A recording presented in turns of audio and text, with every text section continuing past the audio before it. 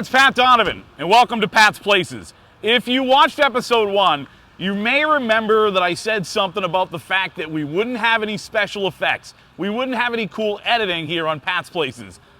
But, well...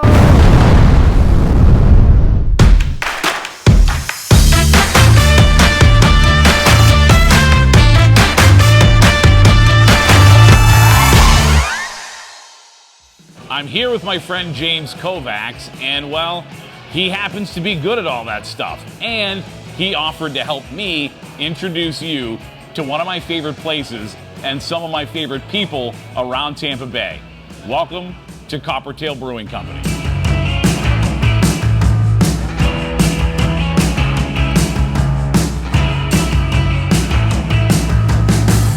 So when it comes to Coppertail, it comes to this beer, favorite style of beer, and then favorite Coppertail beer. And are they the same? They are different. So, like most of us here, my favorite style, and this is a very general, I definitely like lagers. I really like specifically exports. I love Baltic porters. I like anything in that lager range for the most part because it's a harder style to do well. But when we're talking about Coppertail beers, free dive. It's always good. It's never too heavy. It has bold flavor. It's got that nice citrus note, but it ends dry. It's just a great all-day drinker while still getting you, enough alcohol to get buzzed along the way. I call free dive an old friend. I call free dive an old friend, and here's why. I don't know if you call me a beer snob, but I don't like lagers. I certainly don't like light beer. I go to a lot of restaurants where they're about food first and not necessarily beer. Yeah. So when you get to the beer menu, a lot of times they don't have many craft beers at all, if any. And a lot of times they don't have many IPAs, which is, as you know, kind of my style.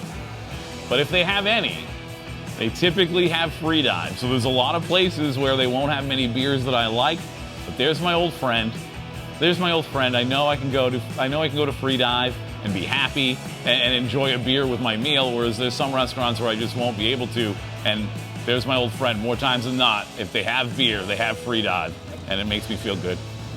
James, it's always fun, my friend. Cheers, then. I'm here with Zeus, Don't Call Me Colorado Cordero, and he's gonna show me around where some of the beer is made here at Coppertail Brewing Company.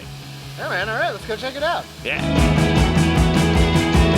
So this is the fun of it, man. This is our actual brew deck. Not a lot of people even get to come up here, so it's always fun to bring people up here. But yeah, so we have a 5-vessel system, or 50 barrels. So 1 barrel of beer is 31 gallons. Another perfect way to look at it, those big kegs you normally see are half-barrel kegs. So they're 15 and a half.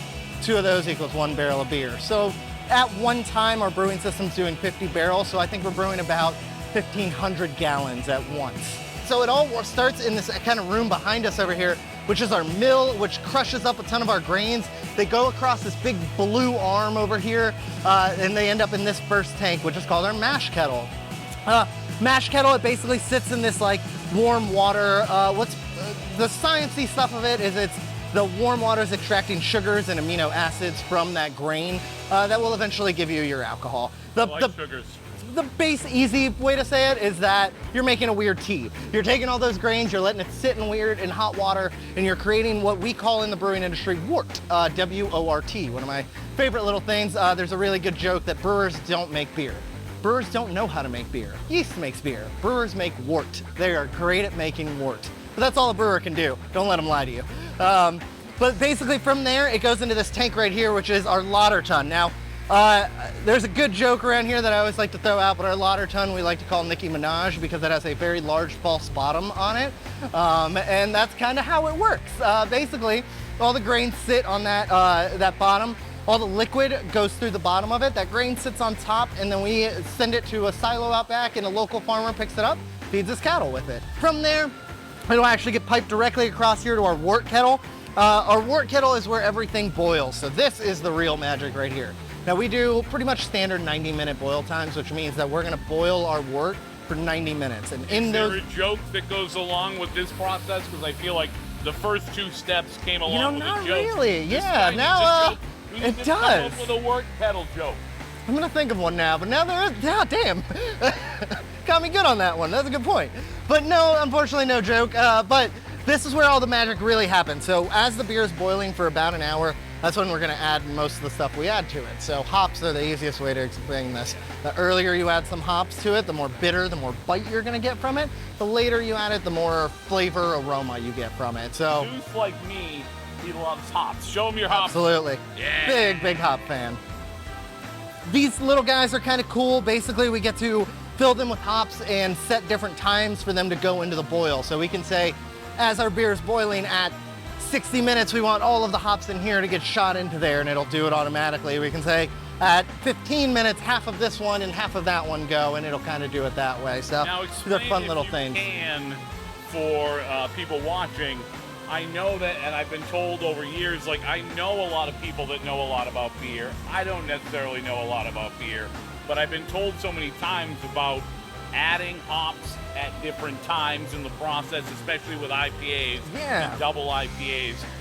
Talk about some of the changes that might occur when you add hops, and whether it be earlier or later, the Yeah. difference between adding those hops at those times. And so it's actually really cool. The earlier you add something, so like I said, we did 90-minute boil time. So let's say as soon as that beer starts boiling, 90 minutes, we got, long time left, we add a bunch of hops to it. Now that's gonna give you a huge bitter attack from those hops. Because it's gonna sit in that boil for so long, everything out of those hops is gonna be taken out of it, it's gonna be stripped, and it's gonna be in your product, and mostly gonna be bitterness from that.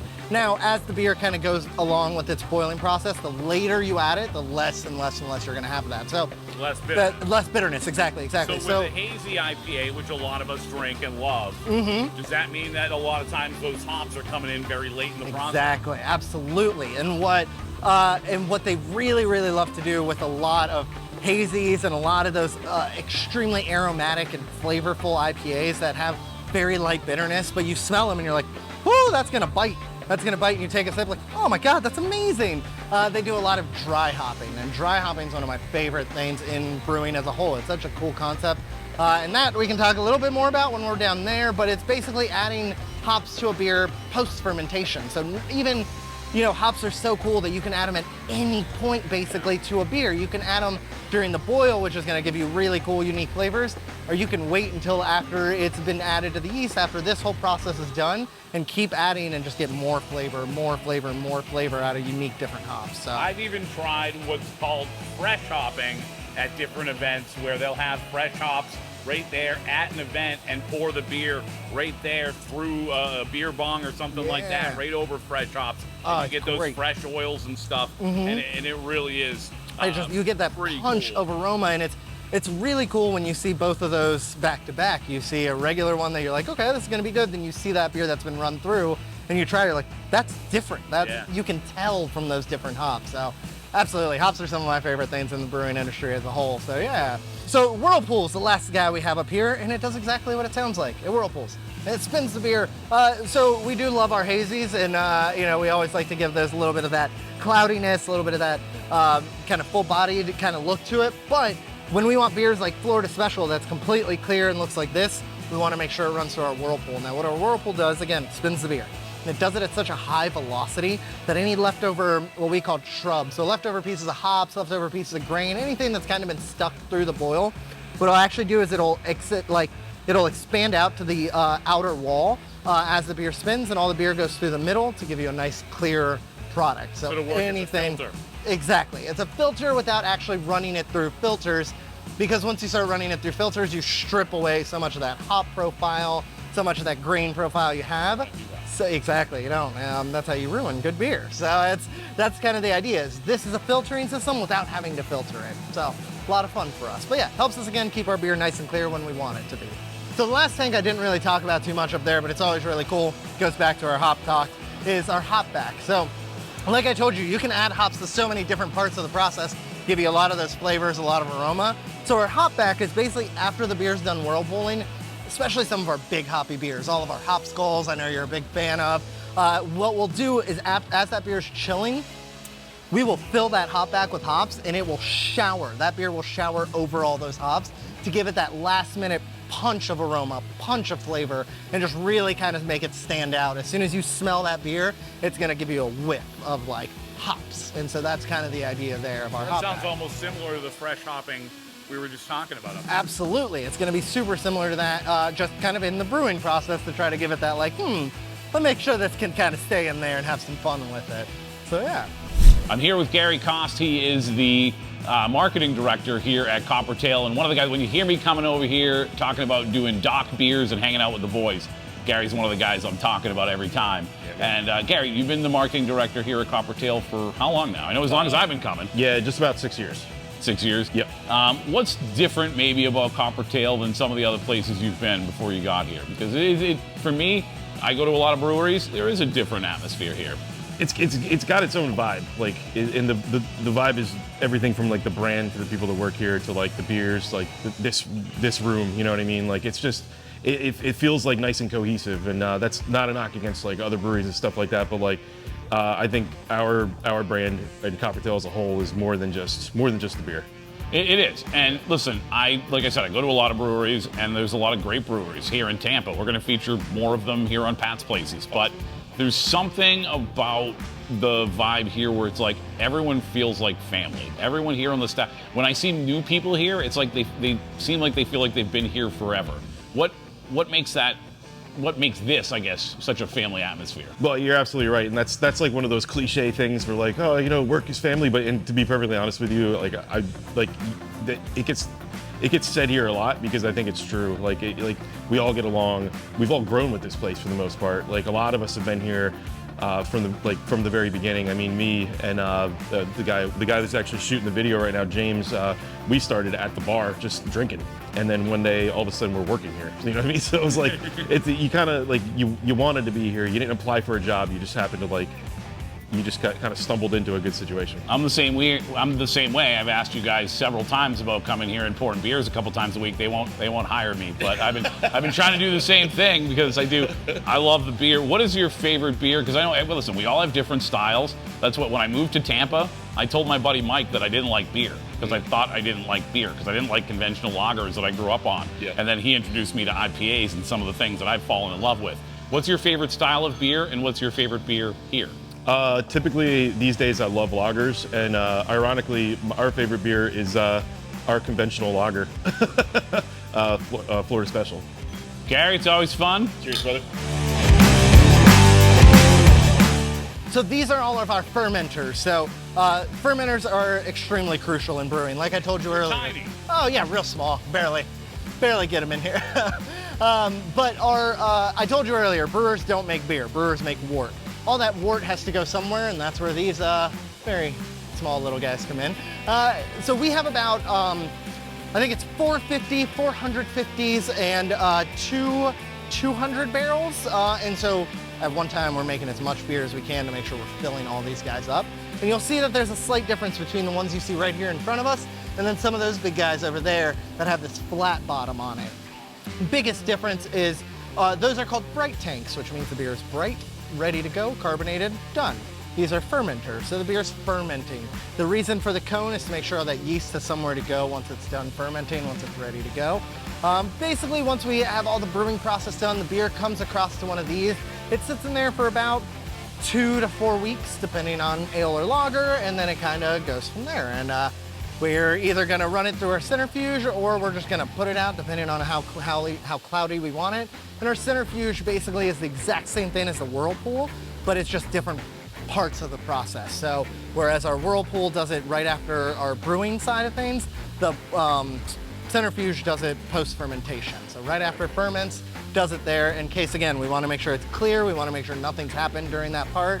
So yeah, that's where that kind of goes. Now, in between that is where we do things like I was talking about, dry hopping. Dry hopping is one of my favorite things in brewing because you can literally take a beer, not super exciting, take like a pale ale or something and add all these hops to it, and it all of a sudden becomes this crazy, aromatic, heavy hops in your face kind of punch that it's all just flavor, it's all aroma. None of it's going to be bitter, and it's just so cool. It always, I think, really helps a lot of unique hops stand out. I finally found a man who loves hops as much as I do, and I think he's right here, everybody. Got to be somewhere, right? One suggestion, don't ever eat just the hop pellet. It's a sad mistake. I don't think I would. Yeah. I love hops, but that, yeah. It's a bad idea. You know, we were young, we were trying as much as we could. It was a bad idea. Yeah. It's powdery and bitter. But it was an experience. I'm here with Derek Goff. You have a unique experience than most people here, other than one other person, right? You work with your spouse. What is that like? You know, do you ever feel like you have to hide sometimes? Because I know, you know, like I love my wife to death. We're probably both glad we don't work together. For us, it's great because I'm behind the scenes. She's front of house, so it ends up being fine. There might be a couple times I'll walk up here and talk a little shit to her. Be like, hey, get to work. Or, hey, your ass looks great in those pants. But, you know. You can keep all of that, the shit and the ass. We don't have to edit any of that.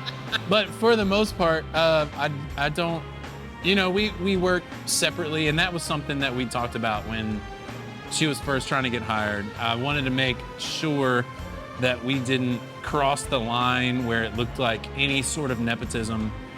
You know, I work back there, she works up here, she works under different management, I work under different management.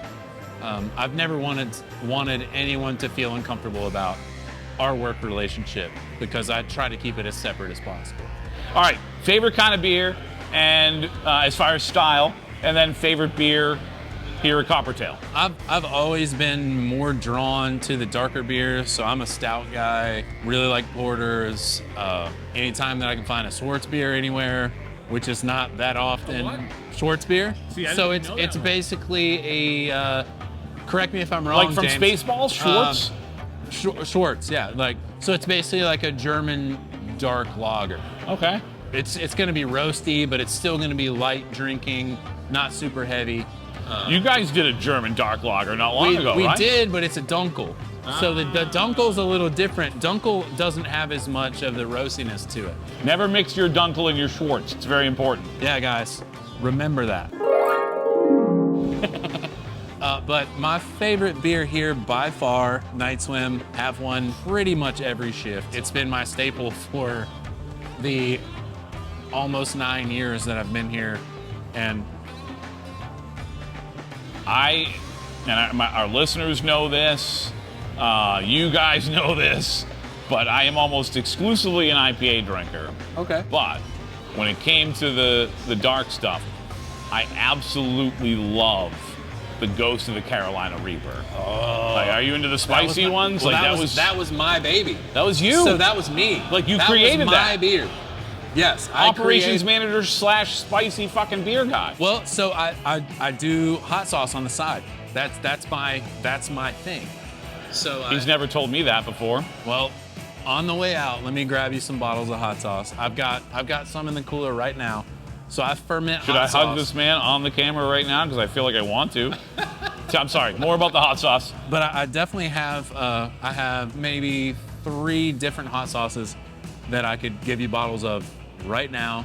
It's still kind of a work in progress. So people can't buy them anywhere. No, not at all. No, this is strictly. I'll tell you how they are. This is strictly a passion project. It's something that I enjoy doing. I just mixed up some roasted hatch chilies and ghost peppers literally this morning into a fermentation. So that'll be probably 2 or 3 weeks out until I have that into a sauce.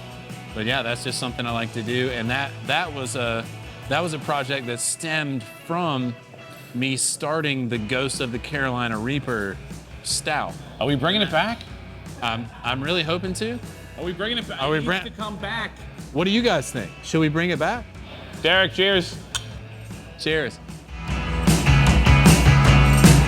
So then this whole side, we actually rebuilt. We rebuilt it most recently, mostly because of this. We wanted to move our production, our packaging side of things up here. We wanted to can up here, kind of give more room to the brewery side, spread things out a little bit. And we also had that opportunity to change from bottles to cans at the time, and we kind of jumped on it. A big thing that we always focus on here is quality. We want the quality of our product to be great. And it's interesting because for so long, we all thought if it's a good beer, it'll be in a bottle. And that's almost done a 180 now, where if it's a good beer, you're gonna find it in a can every single time. Well, I think it's because, you know, for the longest time, it was such a negative connotation with cans because everybody just kind of jumped into it and it was a cheaper option, is what everybody assumed as the cheaper option. But when you really look at the science of it, beer's worst enemies are light and oxygen. Cans completely eliminated. Also here in Florida, it's such a no-brainer. We live on boats and on the beach and at pools. Nobody wants glass bottles out there, unfortunately. We always have our arguments. You know, I love bottles. I love a good bottle beer from time to time, don't get me wrong. But it's because I just like glass itself. If I'm drinking it out of a can or a bottle, I'm pouring it into a glass personally. I just like that. That's me. But again, if the quality of the beer coming out of a can is that much better, that's what I want. At the end of the day, I want the better beer. And if it's coming out of a can, I don't really care. It's gonna go into a glass and it's gonna be delicious. But yeah, so we had that opportunity to switch, and it also helped us drastically in a lot of other ways we didn't even kind of realize. One, our footprint. It takes a lot less trucks to get our beer around because a pallet of 70 cases of bottles was taller than I am. A pallet of 100 cases of cans is maybe this tall. It's you know, comes up to my waist type of thing. And so that drastically changed everything. We can fit much more beer in trucks, less trucks to get it. They didn't shatter. We weren't worried about somebody not knowing how to drive a forklift and putting one pallet on top of another and screwing things up. It was just safer, it was nicer, and we got this sweet canning line. Our canning line has a lot of cool things. One, it's CFT, which is an Italian company. They make some incredible canning lines, but really it's the filling situation that we have. So most breweries here in the US have what's known as counter pressure filling. We were actually the first brewery in the US to have what's known as volumetric filling. Nothing wrong either way. Basically the difference, counter pressure is you have a probe that goes into the bottom of your container, your can, for instance, has a little sensor on it. Once the liquid hits that sensor, the probe comes out. That little bit of space left is all that should be left, and it should, in theory, be exact for all cans. The problem with counter pressure is that it's not exact all the time. Sometimes you have those little variances and you kind of have to adjust. With volumetric filling, what we actually do is we decide a certain amount of ounces we want per can, basically. So our system is going to fill that exact same amount in each can, so we can kind of determine if the first can in the run and the last can in the run had something wrong. They probably all, because they were all filled the exact same way. So it just kind of gives us that, again, better, better consistency and better control of the quality overall. And again, if the quality of the beer sucks, why are we even here? So. And I can tell you, having consumed one or two, probably 100 at least, the quality of Coppertail beers never suck. Zeus, thanks for showing us around today. No worries, Pat. It was a great time, man. Yeah. Cheers. I'm here with Corey Koss. He's the head chef here at Coppertail. And here's the thing. Anybody who works here, anybody who listens to my radio show, anybody who knows me knows that I love beer. I love IPAs. It's why I started coming to Coppertail. It's not why I always come to Coppertail, Corey. Yeah. I come a lot of times because of you, my friend. A lot of people might think being a cook at a brewery that they're so focused on beer that maybe that's not a great thing, but it's been awesome for you, right? Because there's a smoker out back. Oh, for How sure. did it get there? You know, it's always been my passion, smoked food. I mean, I think I got my first smoker when I was 15 years old. So I've kind of always had a passion with it. So when we started our new menu, I kind of pitched the idea of, hey, let's get a smoker and we can go ahead and start playing around that a little bit. And, you know, we kind of ran with it now. If you follow me on Instagram, at Pat Donovan Radio, you should be following me on Instagram. What are you doing if you're not? If you follow me on Instagram, you see a lot of photos, a lot of times of food and food here coming out of the Coppertail kitchen, because I love your food. Probably a couple months ago, I came here, I saw a special online, and there was this piece of magic on a bun that was like pork, rolled in pork, rolled in pork. Like, I know you know the sandwich I'm talking about. Yeah. Listen, Corey, I'm not kidding with you. I don't like to get messy. A lot of times I won't order things because they're a little messy, and I just kind of want to eat my food and not get messy. That was one of the messiest things I've ever eaten in my life, okay? And I'll have one 5 times a day if I get an opportunity to. I mean, it was so good. Again, I know it was a pork belly, and some other, like, explain it to those of us who just saw this magical sandwich on my Instagram, because it was a life-changing moment for me to eat all that pork. Yeah, it was a pork belly that we took and we wrapped up a bunch more pork and some roasted herbs and stuff like that. Rolled it all up, threw it on the smoker, made that magic you're talking about there. So I mentioned a lot of the stuff. I love the loaded waffle fries. I love the smash burger. I get the smash burger all the time. Corey's going to show us around the kitchen a little bit as well. What are your favorite things to make, and what are your favorite things to eat here at Coppertail? Well, you make everything. Yeah, I make everything here. I mean, I really do like making the sausage here. It's cool. We really have a lot of free reign on what we do with that, and it's fun to be creative, and we've done some crazy stuff before. Last week I just had a peanut butter and jelly sausage, actually. So it's strawberry preserves, fresh strawberries, honey roasted peanuts. Done that before. We've done a... we missed that one. My wife would have loved that one. Oh, it was interesting. It was very good, but it was like, man, this is a weird peanut butter jelly sandwich. But we've done Cuban sandwich all in one bite. So, you know, we did our house ham and everything inside the pickles and everything all in one bite. So I think my favorite thing to make here is probably the sausage, just because we get to do, you know, we have creativity in it. But I mean, the smash burger is great to eat. I love eating smash burger. That's probably one of my favorite things to eat here too. So. You want to go take a look? Yeah, we can go back there if you want. I've eaten a lot of food out of this kitchen, but this is the first time they've let me inside the kitchen. Corey's going to show me how they make a smash burger, and then I'm going to eat it. Now, Corey, you were telling me there are 3 different cuts of meat in the smash burger. Yes, there is. We do a chuck, short rib, and brisket blend. So it's going to be 2 4-ounce patties, and we are going to run lettuce, our homemade bacon, and a house-made burger sauce on it. We even make our own house-made AP seasoning. So go ahead and get those down and get them working.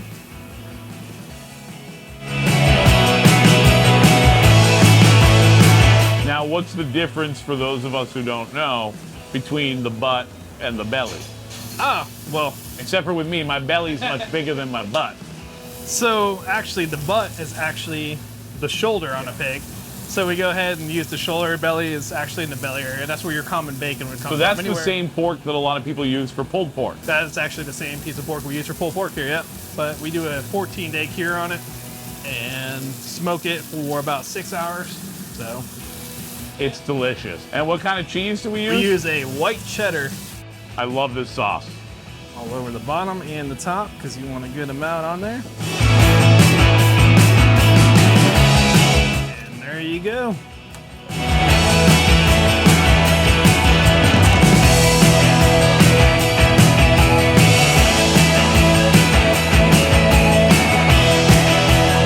From the delicious beer to the delicious food, now you can see why I was in love with Coppertail Brewing Company before I got to know some of the great people you got to meet today.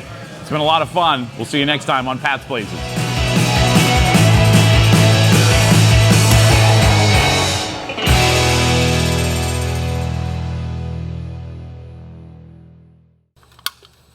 Hey, what's this?